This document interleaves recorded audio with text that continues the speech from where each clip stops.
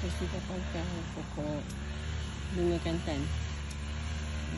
Kita bersihkan ni, baru kita bubuh baju. Kena cabut rumput manja-manja ni.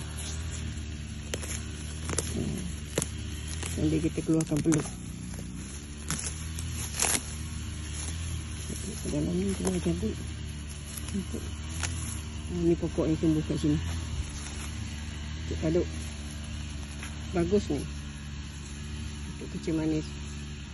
Kalau agak minum manis banyak sangat tu, lepas tu boleh minum air ni. Ambil 5-6 helai, bubur lancawan, tuang air panas. Sejuk minum. Buat ulam pun bagus. Ni masih banyak lagi semak ni. Baru bersihkan sebelah sini. Bila kita dah bersihkan, dia akan dia bagi gift kat kita. Dia akan berbunga. Ni pun bakal bunga.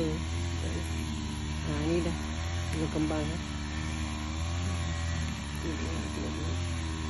Okey, kita sambung. Nanti bersih macam tu. Itu pun ada bunga satu. Kita ambil lah.